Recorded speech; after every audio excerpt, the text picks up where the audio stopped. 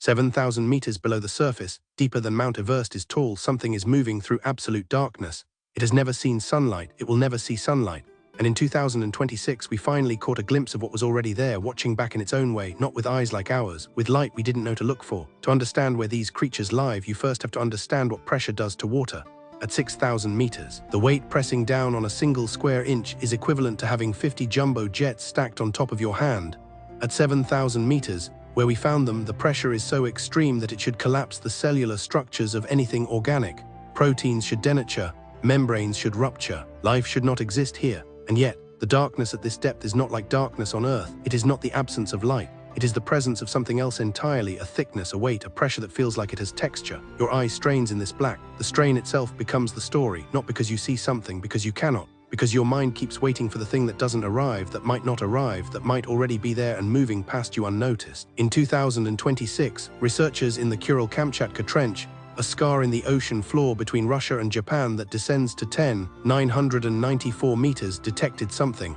Not a sound, a pattern, a rhythm of bioluminescence so faint it read as statistical noise on their instruments for 3 months before anyone noticed the signal underneath the noise.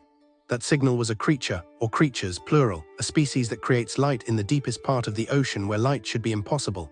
But here is what matters: we did not discover this creature, we interrupted it. The organism was already there, already evolved, already perfected for an existence so far removed from ours that we lack the basic framework to understand what living means in that context. We brought our lights, our instruments, our categories. The creature was indifferent to all of it. When the submersible's ROV approached the bioluminescent pattern, the light did not clarify. It moved deeper into shadow. The creature, if that word even applies, revealed itself only in fragments. A photophore flickering at the edge of the frame. A silhouette defined by absence rather than presence. Then nothing. A held moment of complete black. 30 seconds, 40. The researchers waited. Your body watching this experiences the same waiting, the same uncertainty, the same slow recognition that you are not in control of what you will be shown. Then at the edge of the frame, a photophore flickers again. Barely visible, already fading. And in that moment, that precise threshold where something becomes visible only by refusing to stay visible, the entire premise of discovery shifts.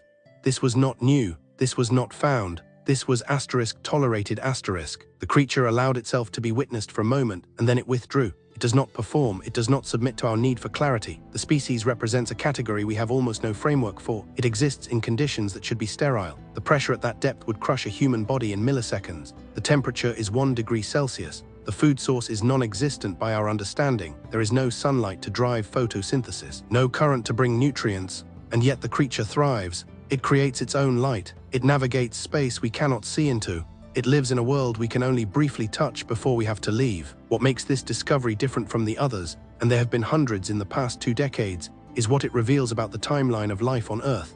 We have not been finding undiscovered species. We have been allowing ourselves to see species that were already there, already established, already so perfectly adapted to their environment that they never needed us to confirm their existence. Life on Earth is not something we are discovering. It is something we are late to. Consider the scale. The ocean covers 71% of Earth's surface. We have mapped 5% of it. Of the 5% we have explored, we have only thoroughly examined perhaps 0.1%. The creatures we find in that 0.1% are not anomalies, they are representatives. Species exists alongside thousands of others we will never encounter. Millions possibly, all of them perfected over millions of years, all of them indifferent to whether we ever arrive. The 2026 discoveries in the abyssal zone, and there were 14 confirmed new species that year alone, all share a characteristic. They are all bioluminescent, but none of them produce light for visibility. They produce light for communication.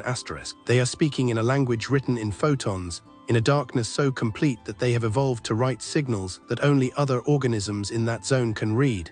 They are having conversations we cannot join. They are conducting lives we cannot access. This matters now in 2026 because the ocean is changing in ways we can measure but not yet understand. The deep ocean is warming, oxygen levels are shifting, the pressure zones are migrating. The creatures that have perfected survival in one set of conditions are now facing a world that is becoming alien to them the same way ours is becoming alien to us. We are discovering them at the exact moment they are being displaced. The timeline is not coincidence. It is urgency wearing the costume of discovery. What you are feeling right now, that small vertigo, that sense of encountering something genuinely other, that is the truth of these discoveries. Not triumph, not mastery. A brief held moment of contact with a consciousness that was never waiting for us, that does not require our validation, that continues whether we bear witness or not. The creature exists. The darkness is real. The pressure is immense. And somewhere right now in trenches we have barely named, something is creating light in the black, speaking in a language older than our species, indifferent to the fact that we have finally, impossibly learned to listen.